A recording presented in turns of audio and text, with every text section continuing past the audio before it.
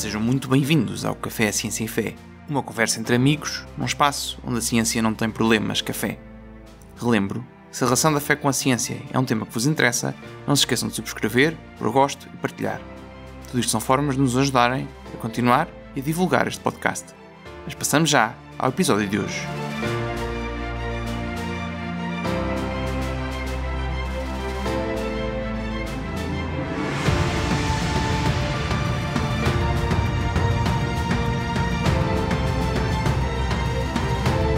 Primeira lei. Em todo animal que não ultrapassou o limite do seu desenvolvimento. Não consigo fazer isto. Mas vai depois para os bloopers, vá. Sim. Pá, que miséria. Que miséria.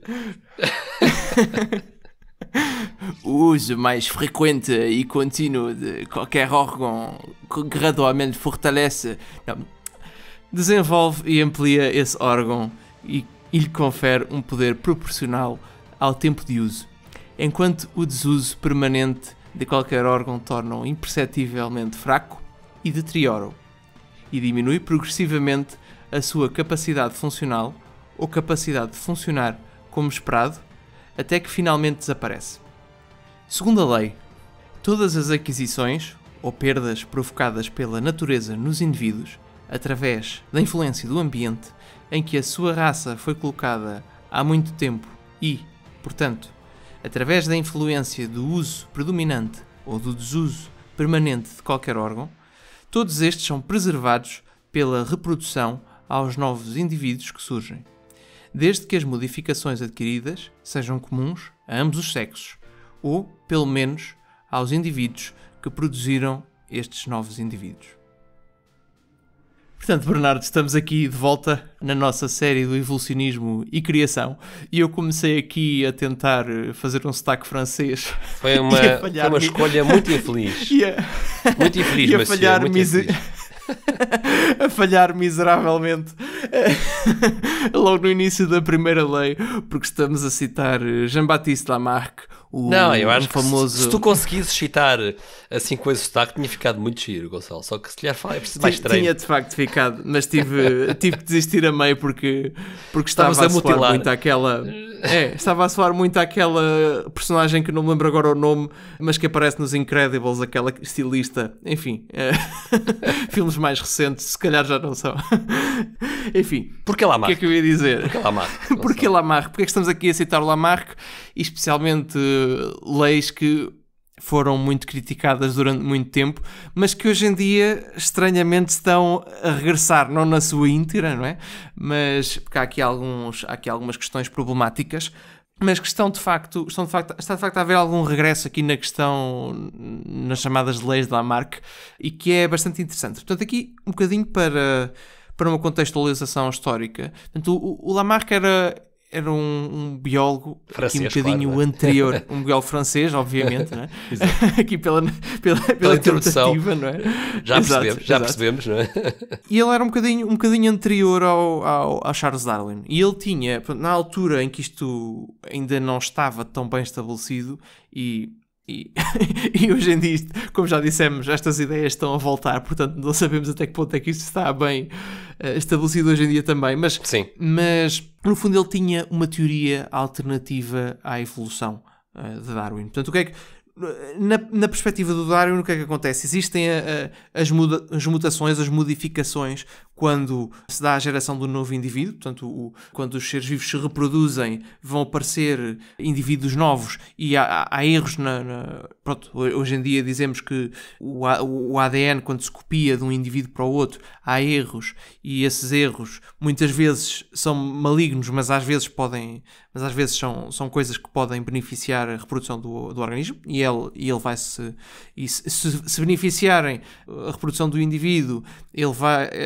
essas mutações vão ter tendência a permanecer. Se dificultarem, vão ter tendência a desaparecer e podem, se forem graves e matarem o indivíduo, desaparecem mesmo completamente, não é? Isto é a ótica do Darwin. Aqui o Lamarck tem uma teoria um bocadinho diferente. A teoria do Lamarck, o que é que ele diz? Ele diz que quando um animal usa uma determinada funcionalidade, E há, por exemplo, o exemplo das girafas, não é? Portanto, que onde a girafa se tem que esticar para chegar ao alimento, não é?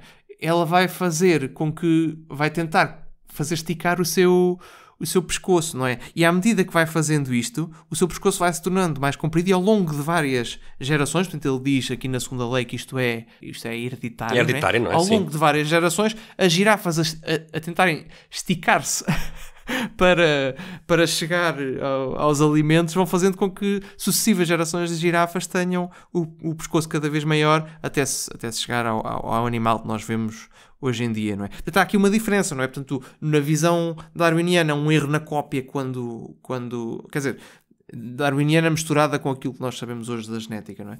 É um erro na cópia quando o organismo se reproduz. Aqui é o organismo vivo, antes de chegar ao limite do seu desenvolvimento, como diz aqui a primeira lei, que vai tentando utilizar uma determinada funcionalidade, no caso da girafa ao pescoço, e vai desenvolvendo naturalmente essa funcionalidade. Isto tem alguma lógica, não é? Isto não é completamente...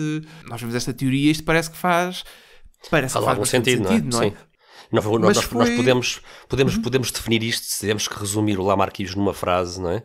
Acho que podemos defini-la com a teoria de que as características adquiridas são hereditárias, ou são transmitidas de forma hereditária, não é? No fundo é uma boa forma de o resumir, não é? E que tu desenvolves essas características pelo facto de as utilizares quando estás vivo. Usares ou não usares, não é? É a questão do uso e do desuso da primeira lei, não é? Usares ou não usares, não é? Dependendo... Sim, ou seja, por exemplo, tu imagina uma pessoa que tem tendência a ter mais músculo, não é? A ser mais forte fisicamente. Tu podes, na perspectiva do Darwin, mutações nos genes fazem com que os indivíduos tenham mais tendência a desenvolver essa musculatura e se a exercitarem vão desenvolvê-la mais, obviamente, não é? Mas é uma tendência que está lá, que surgiu por mutações genéticas e que depois, pelo facto de ser benéfica para o indivíduo, vai se manter para as gerações seguintes. Na perspectiva do Lamarck, ele, se fizer exercícios que desenvolvam esta musculatura, vai desenvolvê-la, não é? E depois vai passar esta musculatura que desenvolveu para as gerações seguintes. Portanto, é uma visão diferente. É a diferença entre a potencialidade está lá e passa-se de pais para filhos e eles depois podem desenvolvê-la, exercitá-la ou não é? E a visão de Lamarck é o facto de nós a exercitarmos vai fazer com que ela passe para os nossos filhos. Que, durante muito tempo, e quando o Darwin se tornou dominante, isto foi rejeitado porque, quer dizer, o facto de uma pessoa fazer muito exercício, não é? Não significa que os seus filhos vão ser bons no exercício, não é? E pode ter uma pessoa que é excelente a jogar a bola, mas sei lá, o filho do Cristiano Ronaldo não tem que ser o melhor jogador do mundo, não é? Nem tem sequer que ser bom e sobretudo durante muito tempo o que se pensou foi que se o filho era tão bom como o pai, Gonçalo, isso devia-se ao genoma, e não tanto ao facto de o pai ter sido um atleta que se dedicou ao futebol durante toda a sua vida, não é? No fundo, esta é que é a grande diferença. Mas o que é que mudou, Gonçalo? O que é que mudou recentemente? Sim, ultimamente, é assim, não dizemos que estas ideias do Lamarck estejam a voltar completamente, não é? Claro, porque há aqui alguns detalhes, para este texto que nós lemos, estas leis, são coisas bastante, de certa forma, bastante arcaicas. Sim, isto nós lemos do próprio Lamarck, não é? Sim. Era o próprio Lamarck. Era o próprio a definir as suas duas leis, não é? Mas mas estas ideias de Lamarck, apesar de terem sido rejeitadas durante bastante tempo, agora estão a voltar um bocadinho com uma área que tem surgido ultimamente e que se tem estudado bastante, que é a área da epigenética. Epigenética, portanto, a origem etimológica é assim uma mistura da palavra genética que já temos vindo a ver, e epi significa por cima, ou seja, isto são coisas que estudam coisas que estão para além dos genes, portanto podia-se chamar metagenética. Metagenética, sim.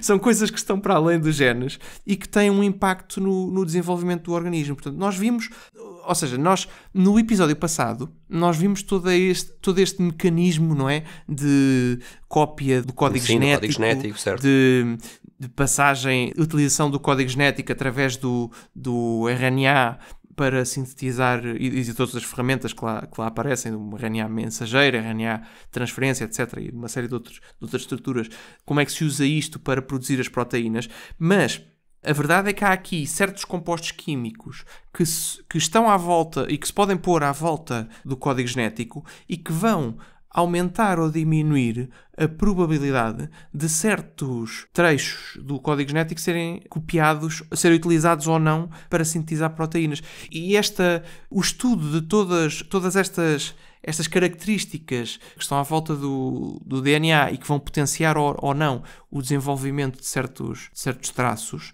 pelo facto de potenciar ou não a utilização de certos trechos do ADN, é o que se chama a epigenética. E uma coisa engraçada que se tem visto ultimamente é que estas características muitas vezes são influenciadas por fatores ambientais. E é interessante que, às vezes, a pessoa tem o código genético para produzir uma determinada característica, mas pelo facto de ter sido exposta a certos ambientes na infância, ou... dedicação, talvez, não é assim? Sim, dedicação, ou não, ou pode ser... Isto tanto pode ser benéfico como pode ser prejudicial. Portanto, o facto de ter sido exposta a certos ambientes vai fazer com que certos genes se traduzam em proteínas ou não. E isso pode afetar... Ou seja, os genes podem ser ativados ou não conforme certo, o ambiente podem inibir a expressão génica, não é? E podem impedir o fabrico de certas proteínas, não é? Isso pode depois ter impactos visíveis, não é? Exato. E isto hoje em dia é uma área que está a ser muito estudada e que por exemplo, através destas diferenças, portanto, o que está para além do gene, é que se compreende aquilo que estávamos a falar no início do episódio passado, de que há certas células que são células do fígado, outras são células do pulmão, outras são células do cérebro. E elas têm exatamente o mesmo código genético, mas depois vão se expressar de forma diferente por causa destas características que estão à volta. E é interessantíssimo. E daquilo que... Pelo menos aquilo da parte que eu vi do meu lado, não sei do teu lado se ficaste com a mesma ideia, pareceu-me que havia ainda aqui vários estudos, portanto isto é uma área relativamente recente, que ainda não é completamente consensual, não é? E pareceu-me que havia, apesar de ser uma coisa que se discute, havia certos estudos que indicavam que é possível que algumas destas características que estão à volta do código genético sejam transmitidas de pais para filhos. Ora bem, que sejam também transmitidas de forma hereditária. É nesse sentido que há aqui um conceito neolamarckiano, podemos dizer assim. Não é? É um bocado nesta perspectiva, não é? Exatamente. É nesta perspectiva que, ou seja, pelas tuas experiências, pelas coisas que tu fizeste ao longo da tua vida, vais pôr à volta de certas partes do teu genoma estas substâncias, estes produtos que vão marcam, no fundo marcam. Sim, marcam, que vão fazer esta diferença de expressão, e embora o código genético em si não se modifique, é possível que estas coisas que estão à volta e que tu tens sejam transmitidas aos teus filhos. Certo. E isto é uma coisa que se está a estudar ainda, não é? Porque depois há papers que apontam nesta direção e outros que vão contra esta ideia. Mas o facto de se estar a estudar isto é uma coisa interessantíssima e mostra um bocado o regresso destas ideias do Lamarck, embora não exatamente como ele as formulou aqui, mas é aqui um ponto muito interessante. Portanto, no fundo, o código genético é importantíssimo, mas o que nós vemos aqui é que no fundo, não é tudo. O desenvolvimento do indivíduo não é redutível ao código genético. Eles estavam a dizer também que, e acho que é interessante aqui fecharmos esta parte da epigenética, que é uma parte em que não vamos em grande detalhe, é um dos fatores que explica, por exemplo, a diferença de aspecto entre dois gêmeos verdadeiros. Portanto, que interessante. Gêmeos verdadeiros têm o mesmo genoma, não é?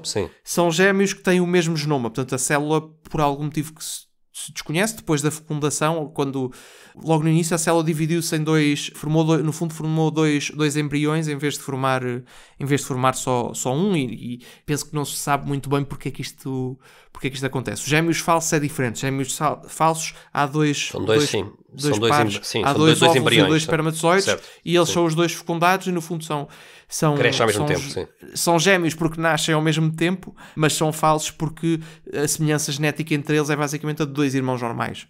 Não tem esta diferença. Mas os gêmeos verdadeiros é um óvulo e um espermatozoide que por algum motivo se dividem em dois e há dois indivíduos que se desenvolvem em vez de se desenvolver só um. E portanto tem o mesmo genoma, não é? Sim, rigorosamente o mesmo. Eles têm exatamente o mesmo genoma, mas por facto de serem expostos a circunstâncias diferentes, por vezes vão desenvolver características diferentes e às vezes até ficam com expressões faciais ligeiramente diferentes à medida que o tempo... É claro que são sempre bastante parecidos entre si, não é? São gêmeos verdadeiros, têm o mesmo genoma, mas há certas coisas que são diferentes. E se tu... Pronto, é assim, isto pode não ser tudo devido a estes efeitos, mas pelo menos pode não ser tudo hereditário, não é? Pode não ser tudo hereditário, obviamente. Não, pode não ser tudo... Sim, mas pelo menos... É assim, obviamente, eu acho que já no passado dei este exemplo, que é um exemplo um bocado dramático, não é? Uma pessoa perde um braço. Obviamente isto não é uma coisa genética, não é? A pessoa não perdeu o braço por estar escrito no código genético que ia perder um braço num acidente de qualquer coisa, não é? Ou seja, isto é um exemplo muito dramático. Este tipo de coisas é uma clara influência externa, não é? Mas as próprias condições em que cada um deles nasce, por facto de serem ligeiramente diferentes, pode causar estas diferenças na expressão de certos genes, que é muito interessante. E eu estava aqui a ler sobre a epigenética na preparação do episódio e a dar-me conta que se realmente isto são traços hereditários que se tornam fenotípicos, ou seja, que são visíveis, não é? Que geram efeitos visíveis, o que isso faz pensar é que, como qualquer outro fenótipo, vai estar sujeito à pressão da seleção natural. Ou achas que não? Por acaso, não sei se isto é verdade, mas a mim faz-me sentido que depois esteja, não é? Se ele se manifesta fenotipicamente, a partir daí vai ter o efeito, se for algo positivo ou negativo, ou até neutro, não é? Vai ter um efeito, desde que não seja neutro, não é? Um efeito do ponto de vista de seleção natural. Assim, parece-me... Há aqui duas coisas. Por um lado, a parte genética, portanto, o ADN, é muito mais longo prazo. Ou seja, isto parece-me que é uma coisa mais flexível. Isto é uma coisa que... Flexível no sentido de ser uma coisa mais curto prazo. Ou seja, mais temporário, os efeitos positivos ou negativos... Podem desaparecer, estes efeitos epigenéticos positivos ou negativos, parece-me que tendencialmente podem desaparecer com muito mais facilidade do que o genoma. Ou seja, enquanto uma coisa genética fica lá, não é? Porque tem uma série de mecanismos de proteção que vão fazer com que a tendência seja aquele pedaço de código estar sempre lá. Isto são coisas muito mais voláteis e que, embora possam passar de pais para filhos, não sei até que ponto... Pronto, mas também não sou da área, não é? Não sei Gonçalo, eu acho que o melhor exemplo do caráter temporário destes fenómenos epigenéticos, tu já tocaste um pouco nele. E é o facto de que, e foi no episódio passado em que estavas a falar sobre o facto de que o mesmo código genético vai dar origem a células diferentes. Ou seja, no fundo, quando nós temos o zigoto, e o zigoto começa a dividir-se, e a dividir-se cada vez mais, e as células a diferenciarem-se, o património genético é sempre igual em todas as células, não é? Mas as células vão se tornar diferentes. Algumas vão se tornar células neuronais, outras musculares, outras hemácias, etc. No fundo, isto são processos epigenéticos, não é? Tem que ser processos epigenéticos em que, dentro de cada célula, vão... Coisas que estão à volta. Sim, vão existir diferenças de tipo epigenético em que certos géneros se manifestam e outros não se manifestam, alguns são inibidos. E é isso que faz com que as células se desenvolvam de forma diferente, não é? Isto é epigenético, não é? E é temporário. Sim, mas estavas a perguntar aqui... Sim, mas estamos a falar aqui da pressão para... Sim, da parte da seleção, certo. Da parte da seleção natural. Parece-me com base daquilo que andei a ler, que, por exemplo, imagina este caso dos gêmeos, não é? Se um tiver exposto a um ambiente mais positivo em termos da expressão dos genes, ou seja, que crie este ambiente epigenético mais favorável, naturalmente ele vai ter mais tendência a sobreviver e a conseguir reproduzir-se do que o irmão que foi posto num ambiente completamente adverso, não é?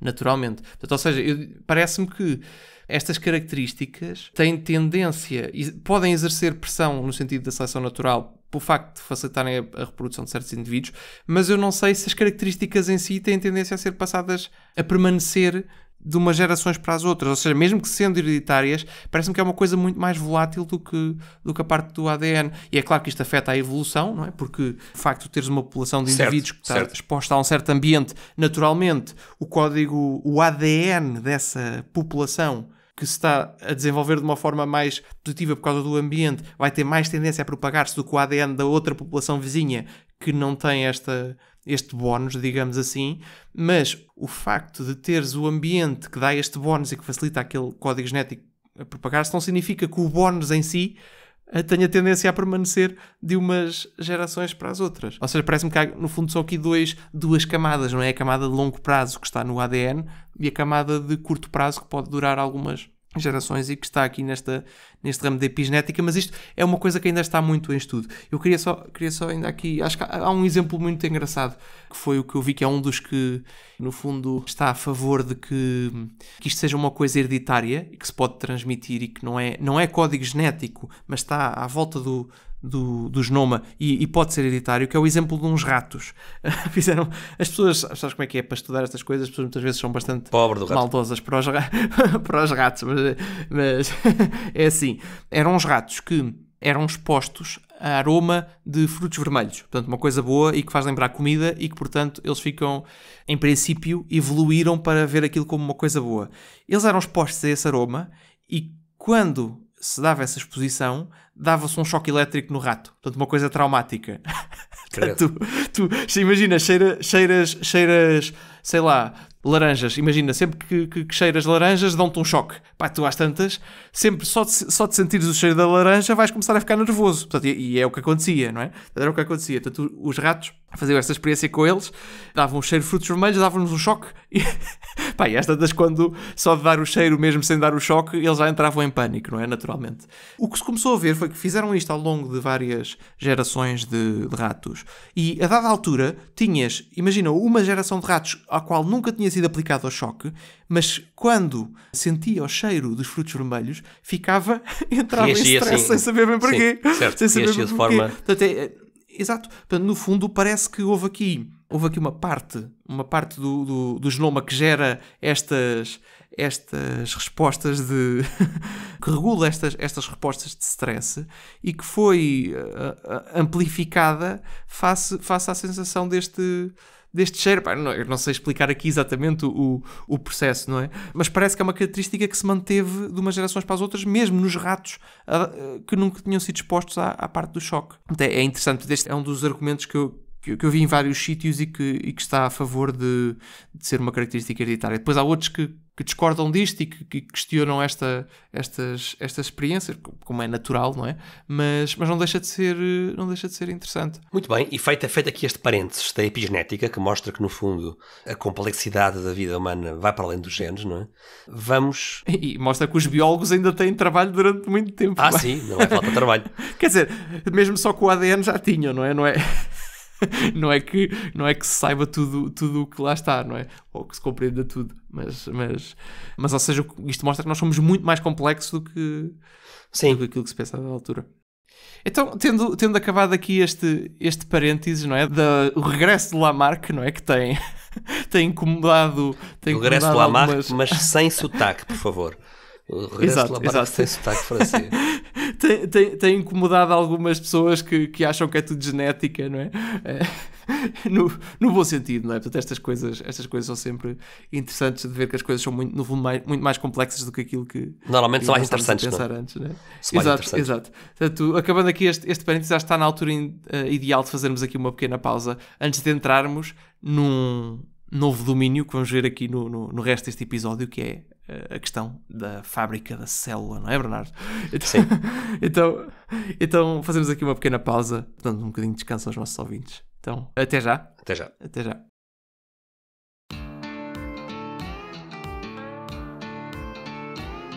Estás farto de podcasts chatos e que te adormecem? Então prepara-te, porque estamos a preparar a melhor mistura de ciência e fé. Subscreve agora e deixa para trás os teus problemas de café. E não se esqueçam de pôr gosto e partilhar.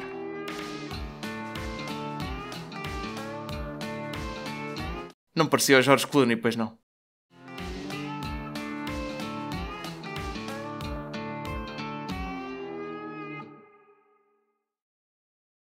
É difícil encontrar máquinas feitas pelo homem que correspondam ao funcionamento de uma célula média. Talvez o maior supercomputador da Terra chegasse perto, mas também precisaria da capacidade de se reproduzir fisicamente, com processadores cada vez mais rápidos. Embora isto possa parecer uma afirmação extrema, torna-se mais razoável quando se considera que as células tiveram cerca de 4 mil milhões de anos para se prepararem, constantemente impulsionadas pelas pressões incessantes da seleção natural.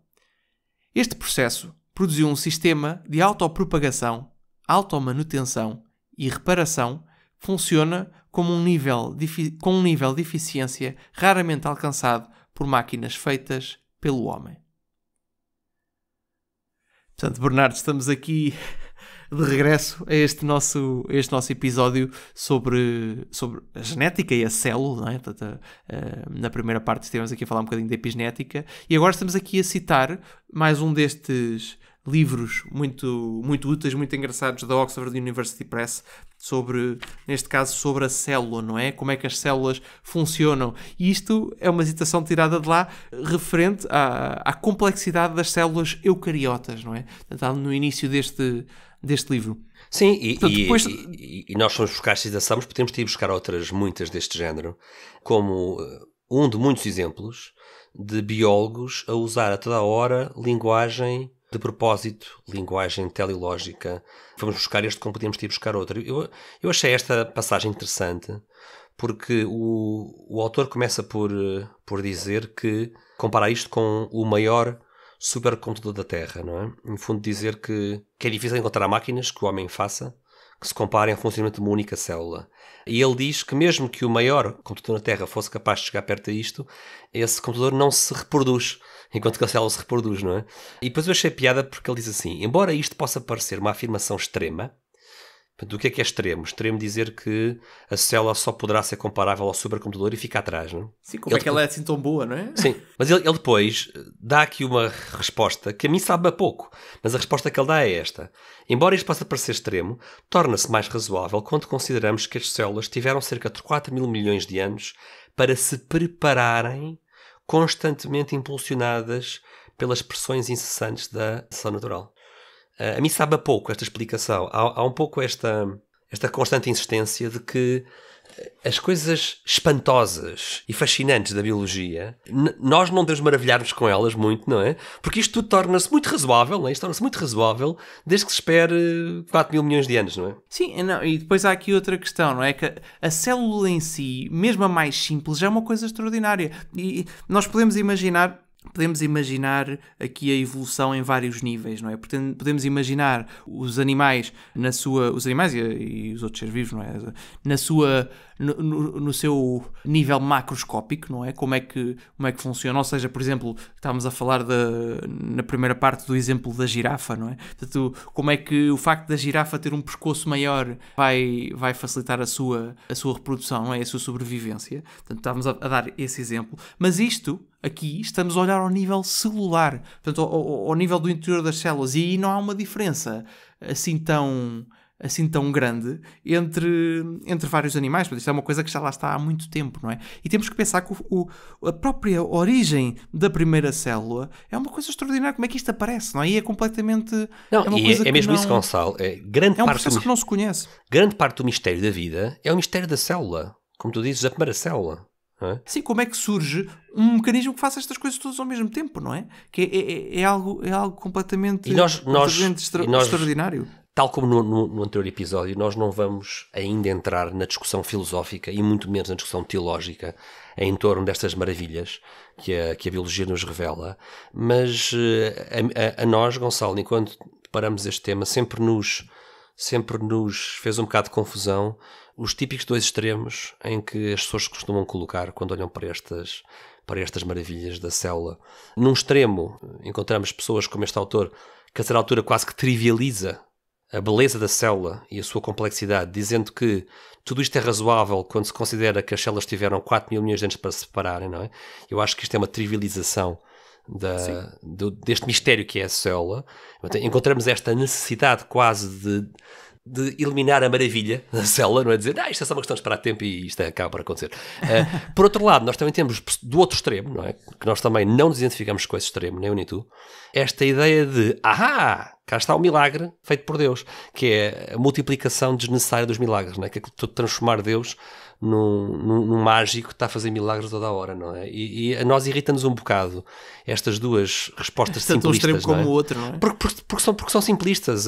Ou seja, já no anterior episódio, e neste vai ficar também claro, nós vamos descobrir a maravilha da complexidade. E, portanto, quando encontramos um fenómeno complexo, devíamos ter o cuidado de não cair na tentação de respostas simplistas. Não quer dizer que às vezes não haja uma resposta simples para um problema complicado. Às vezes há.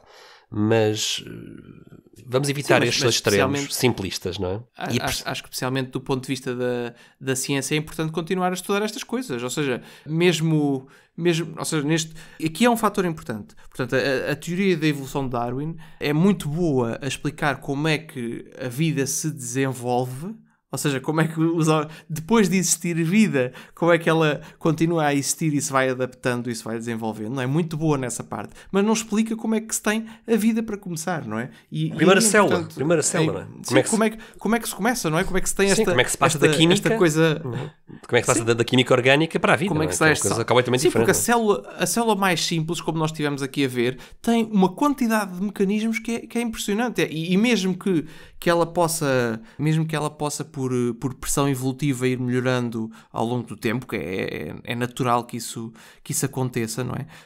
Epá, o mínimo necessário é uma coisa tão extraordinária que não se consegue explicar como é que aparece. Quer dizer, ainda não se conseguiu. E é uma área que esta teoria claramente não explica, não é? É claro que é assim, tem que se procurar teorias alternativas e acho que isso é bom. Não podemos chegar aqui, como estavas a dizer, e dizer que Deus simplesmente fez um milagre e pronto, e a primeira mas eu acho que foi assim que apareceu. Pelas mesmas razões, também não podemos simplesmente pôr isto numa gaveta e dizer assim, como houve 4 mil milhões de anos, está explicado já, isto já está aqui explicado. Quer dizer, não.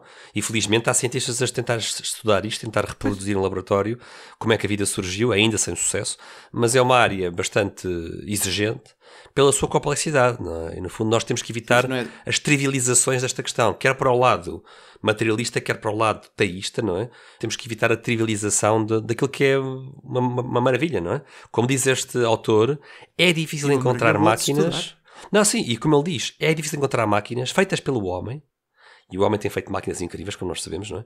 Que correspondam ao funcionamento de uma célula média. Estamos a usar para gravar o podcast, não é? Por exemplo, só a complexidade de um computador, não é? Quer dizer, com o contemporâneo, não é? E este biólogo que escreveu este livro da Cell é o primeiro a admitir isto, não é? Aliás, até são dois, Terence Allen e Graham Collins, que escreveram este livro sobre a célula. E o que eles dizem é mesmo isso, não encontramos facilmente máquinas, obra do homem, que correspondam ao funcionamento de uma célula. Bom, isto porquê? Porque a célula parece uma cidade complexa. Uma cidade na qual há uma série de partes que funcionam para o todo, que aliás é uma das características da vida. Nós vamos ter um episódio só sobre filosofia e vamos falar um pouco sobre estas coisas que têm processos causais para si mesmas, não é? O que é interessante. Não são... É uma coisa... São processos causais que surgem da coisa e terminam nela, não é? Que é para o bem da própria célula, neste caso, para o bem da sua própria célula. Portanto, as partes da célula atuam em harmonia, como se fossem uma orquestra, não é? Como se fossem músicos numa orquestra. Não, sabes que há uma coisa interessantíssima e eu lembro-me de pensar nisto quando estava a estudar termodinâmica. Nós já falámos um bocadinho da segunda lei da termodinâmica, não é? Que a tendência das coisas é desorganizarem-se. A tendência natural das coisas. Sim, certo. É evoluírem para um estado de maior desordem. E se as coisas não estiverem vivas, tipicamente é o que acontece. Elas evoluem naturalmente para um estado de maior desordem. Quando as coisas estão vivas, fazem uma coisa que é absolutamente extraordinária.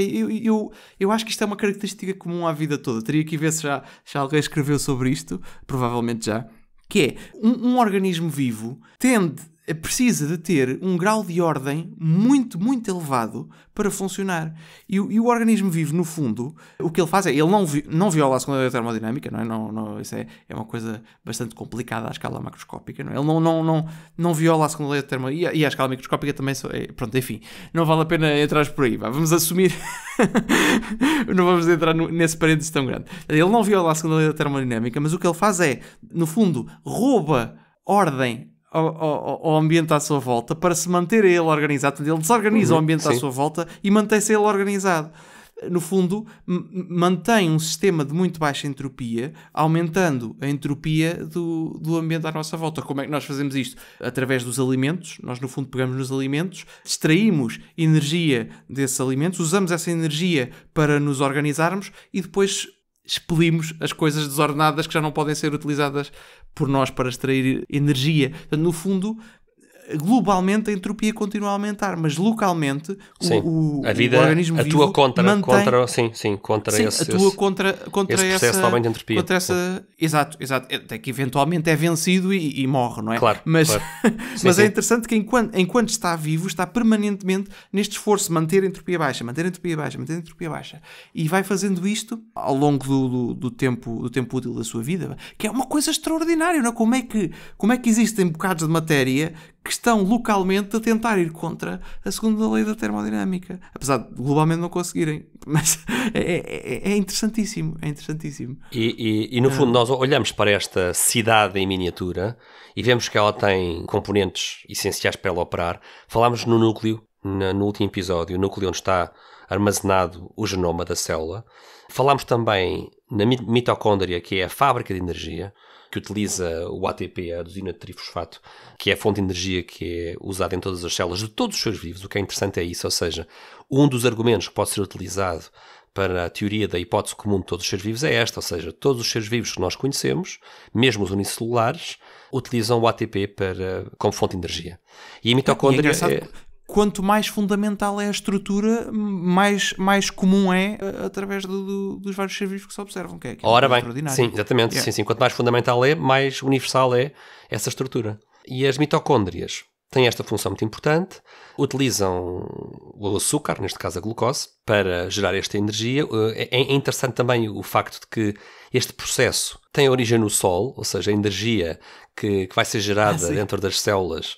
Se não houvesse Sol, nós não teríamos vida, naturalmente, não é? Quase sempre. Ou seja, há alguns exemplos específicos daqueles seres que vivem à volta de fontes termais no fundo do oceano, e usam outra fonte de energia. Mas a energia geral, vem quase toda... Vem quase toda do Sol. É engraçadíssimo, porque a energia vem quase toda do Sol. Porque se reparares, como é que nós comemos, não é? É através... As plantas usam a energia do Sol para crescer, não é? Para partir... No fundo, as plantas, de uma forma muito simplista, não é? Roubam o carbono ao dióxido de carbono que existe na atmosfera, ficam com o carbono, partem essa molécula usando a energia do Sol através do processo da fotossíntese e depois expelem o oxigênio que nós vamos utilizar. E agora o que acontece ao oxigênio? Depois... O oxigênio entra na corrente sanguínea, é transportado pelas hemácias, vai até às células... Exato. E é aí que é utilizado, juntamente com a glucose, para gerar a energia nas células. E o subproduto disto... Que veio de onde? A glucose que era este carbono que as plantas separaram do oxigênio. Exatamente. Portanto, é super interessante. E que nós obtemos, quer diretamente através das plantas, quer através de animais que comeram essas plantas. Sim. Plantas, exato. É o círculo. E portanto, o que é que acontece? No fundo, esta energia do Sol, que foi usada para separar o oxigênio do carbono, nós vamos receber essa energia de volta quando unimos o oxigênio que vamos buscar à atmosfera com o carbono que vamos buscar às plantas ou animais que as comeram. Certíssimo, isso mesmo.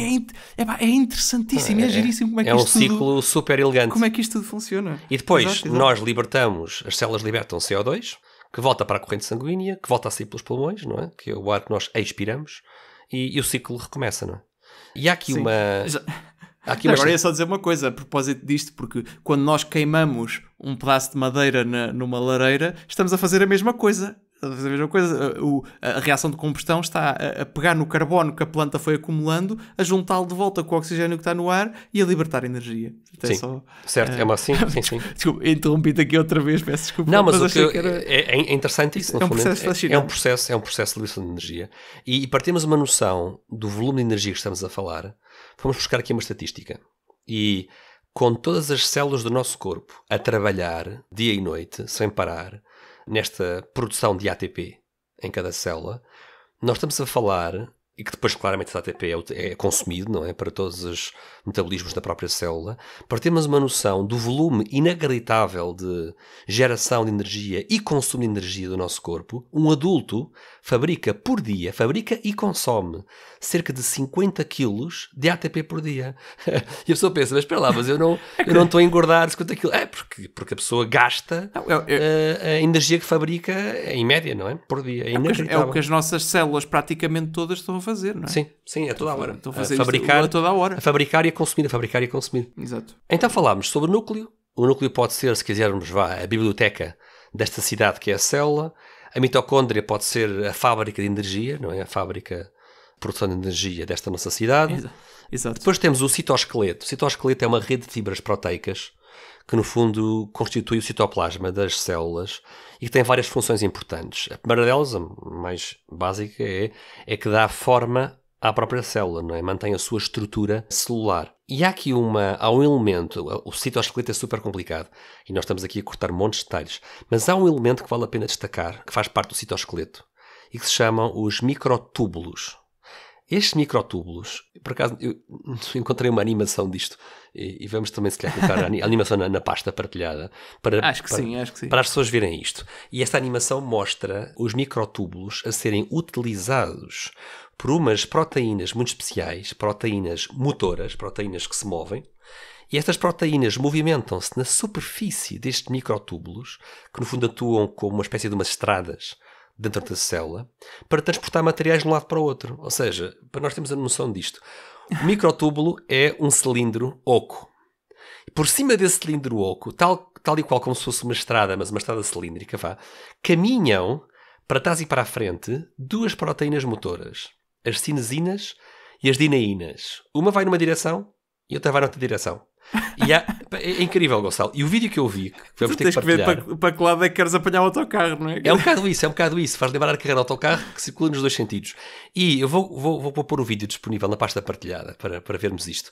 Porque até parece quase um boneco a andar. Claro que aquilo obviamente qualquer semelhança é coincidência, não é? Mas estamos a falar de proteínas que se movem por cima destas estradas intracelulares para transportar materiais um pouco para todo lado, porque é preciso interligar os organelos entre si. Ou seja, estes materiais que andam para um lado e para o outro têm que ser transportados de alguma forma. Ou seja, materiais que vão da mitocôndria para um sítio ou para outro, que circulam, por exemplo, por outra componente que vamos falar agora a seguir, que é o complexo de Golgi, ou do núcleo.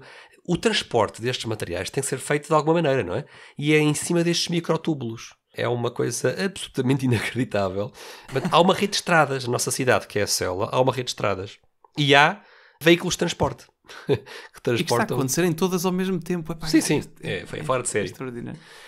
Próximo componente da nossa célula. E nós não vamos listar todos. Estamos só a listar assim os mais significativos. Sim, que há algumas coisas que achamos sim, achamos mais incríveis. Isto é a nossa seleção, não é? Isto não é necessariamente um resumo de todos os organelos, não é? Isto não é um Biology 101. Não é. Isto é a nossa seleção. Introdutório. É o nosso best-of. É o nosso best-of aqui de dois engenheiros que estão maravilhados de descobrir a biologia que desprezaram quando tínhamos que estudar. Eu, pelo menos, desprezei isto e agora estou aqui a arrepender-me Eu fui para a geometria descritiva.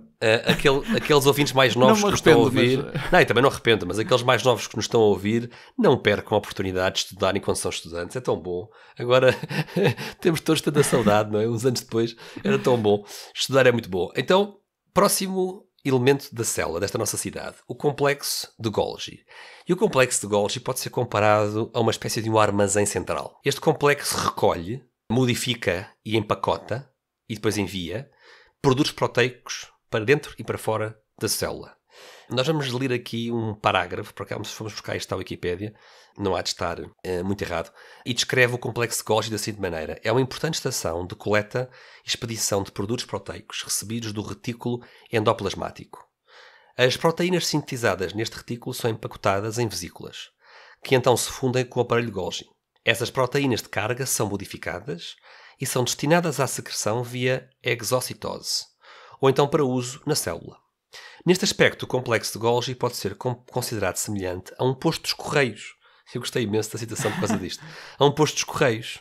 O complexo de Golgi embala e etiqueta itens que depois envia para diferentes partes da célula, ou então para o espaço extracelular.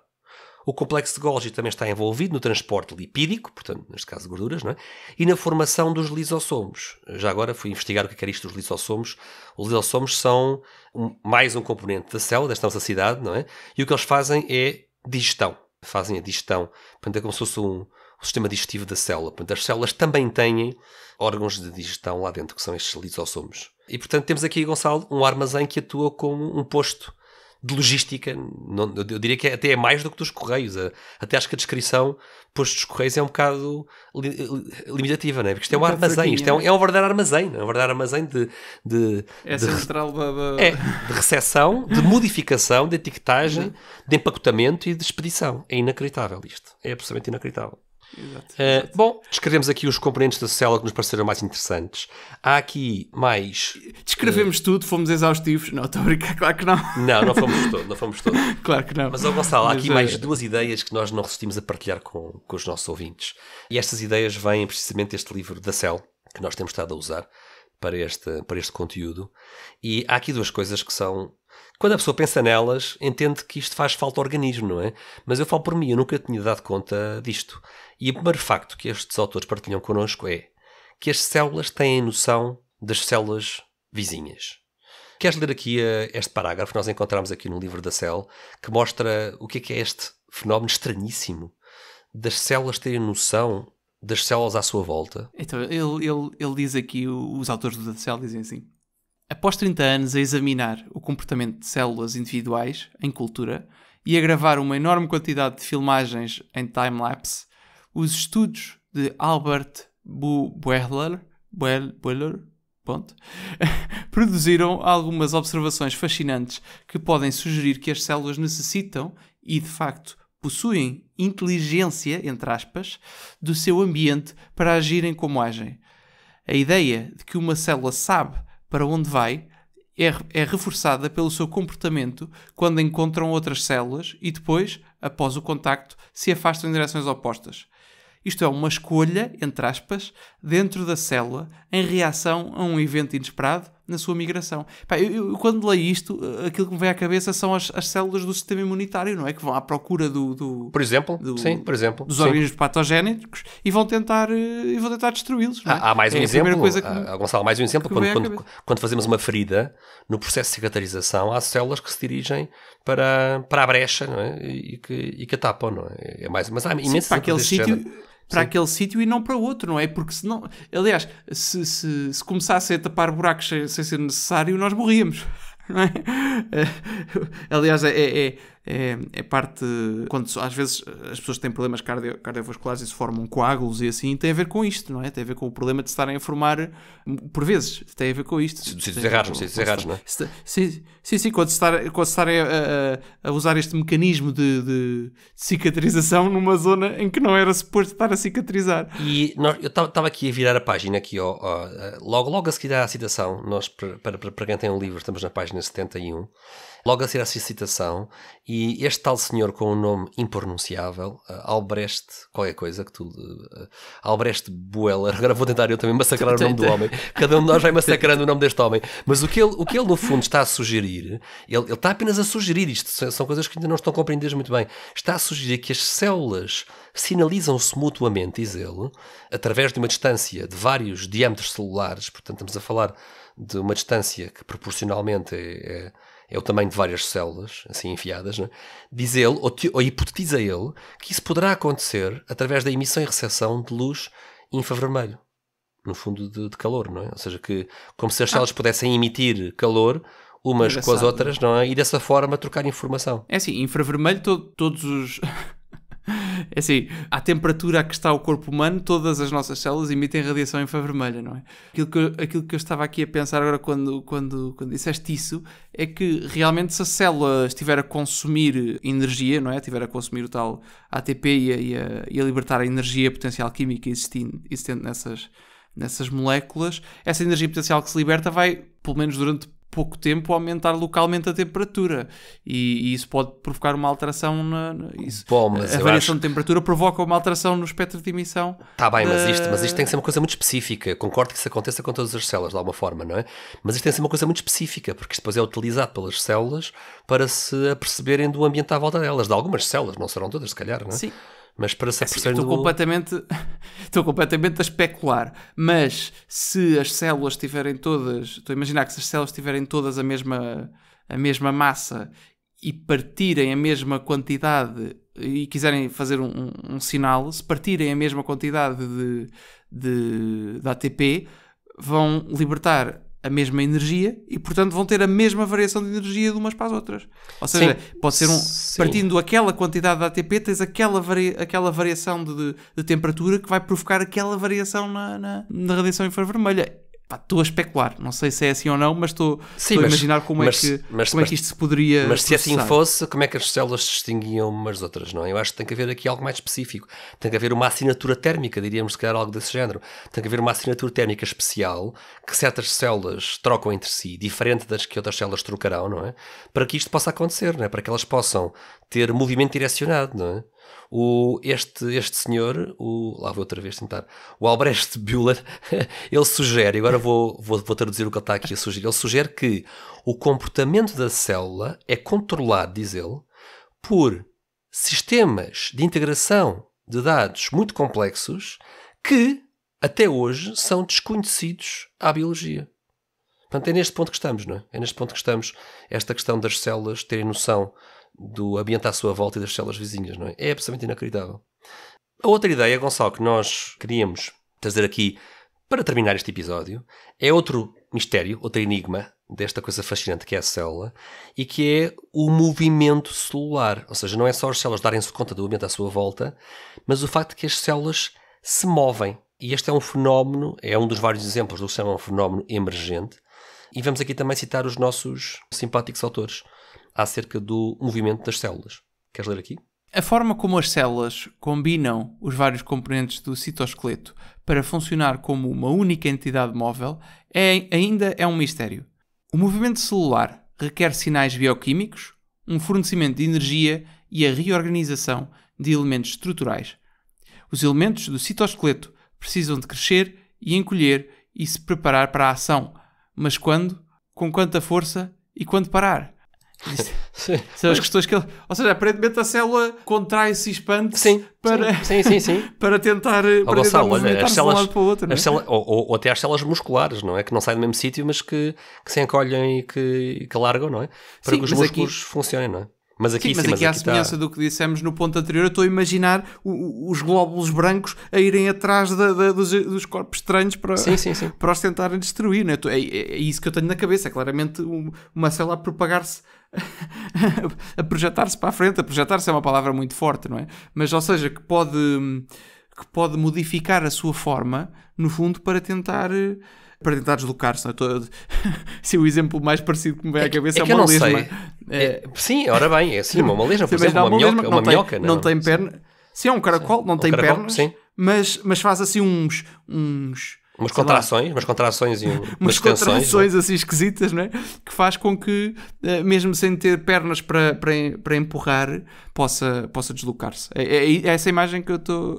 E eu não sei se... Fiquei na minha cabeça com base nesta citação. Eu não sei se quem nos está a ouvir está a dar conta do enorme que isto é, porque uma coisa é nós falarmos, como até agora falámos, não é? Da célula vista para dentro, não é? Que é uma cidade que contém uma fábrica ou fábricas, que contém centrais, fábricas de proteínas, não é? Que contém centrais de geração de energia, que contém armazéns, contém aquela biblioteca central do código genético, contém centros de reciclagem, centros de tem um mecanismo para se copiar ele próprio, não é? Tem estradas, não é? Ou seja, uma coisa é a célula vista para dentro, não é? Como uma cidade autónoma, não é? E que troca elementos com o exterior. O que estamos agora aqui a dizer, Gonçalo, é completamente diferente. É a célula como parte de uma coisa muito maior do que ela, e uma célula que não só conhece o ambiente à sua volta, como, algumas, não todas, se desloca, se movimenta e muda a sua forma, o seu citoesqueleto, para se movimentar. Para onde é que ela vai, só ela sabe, não é? Mas isto é absolutamente... isto é um grau de sofisticação que transcende a celulacidade que acabámos de descrever, não é? É absolutamente inacreditável. Eu faz muita confusão, pá, olhar para isto e não ficar maravilhado, pá, e não achar que e achar que isto é tudo fruto do acaso, pá, como é que é possível? Eu estou contigo, eu estou contigo. Neste episódio não entrarmos por aí, não é? Mas para mim, só o mero facto das leis da física permitirem que exista uma coisa destas já é extraordinário. O ajuste fino, não é? O ajuste fino do próprio cosmos para que isto sequer seja possível, não é? Para que isto sequer seja possível, não é? É absolutamente inacreditável, não é? Exato. Mas nós vamos resistir à tentação, Gonçalo, vamos controlar-nos, vamos respirar fundo e não vamos começar a fazer já interpretações filosóficas e teológicas disto, não é? Mas achámos que era importante partilhar com quem nos ouve estes dados biológicos brutos, tal qual eles são, hoje em dia, partilhados por obras académicas recentes, não é? Que aqui vos trouxemos, assumidamente numa leitura amadora, e teremos todo o gosto, se houver por aí biólogos que nos queiram corrigir ou queiram até reforçar algum detalhe que nós menosprezamos ou distorcemos, por favor, não deixem de comentar, utilizem, por favor, o nosso canal YouTube para nos enviar comentários, ou o nosso e-mail café.ciência.fe@gmail.com, se nos quiserem enviar os vossos comentários, que nós aproveitaremos sempre para, nos episódios de feedback, fazer algum ajuste e alguma correção, porque não temos a proteção de ser biólogos, mas não resistimos a vir aqui partilhar convosco o incrível que é. Fomos aprendendo, não é? O incrível que isto é, não é? É que isto é absolutamente extraordinário. Eu tenho... Bom, vamos deixar a parte filosófica para outra. Sim, é isso.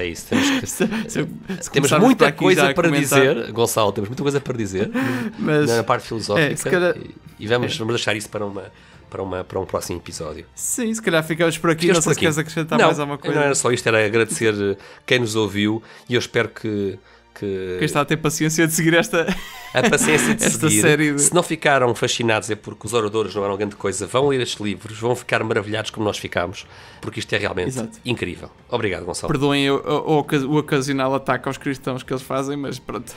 Sim, completamente. Não, mas são estes livros desta série da Oxford são livros muito suaves e por vezes encontramos esse tipo de comentários, mas são é bastante suave. É muito suave e apanha-se muito facilmente e a pessoa passa à frente e aproveita-se tanto, não é? Porque, no fundo, Gonçalo, são livros de 100 páginas em que a pessoa aprende um montão de coisas em apenas 100 páginas, nos evita a necessidade de estar a ler manuais de 500 páginas, não tem essa vantagem, não é?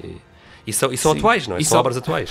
E a propósito disto, só lembrar que a Igreja nos ensina que é possível o ser humano chegar à verdade através da razão natural. Portanto, não é necessário, graças a Deus, ser cristão para chegar à verdade. Obviamente, não é? Em relação a todos os assuntos. E o facto de eu ter dito graças a Deus no início desta frase é bastante engraçado. Pronto, ficamos por aqui. Que já estamos a entrar naquela parte em que começamos a descambar. Obrigado, Bernardo, por este bocadinho e por este episódio também. Até à próxima, Gonçalo. A nossa saga continuará em futuros episódios. Queremos garantir que tratamos este tema de todos os ângulos importantes, não é? Histórico, científico, filosófico e também teológico, para poder fazer justiça à complexidade deste tema. Sim. Exato. Portanto, se estão a gostar, não se esqueçam de subscrever, por gosto e partilhar, e nós voltamos em breve. Obrigado, Bernardo. Até breve. Um abraço. Até breve.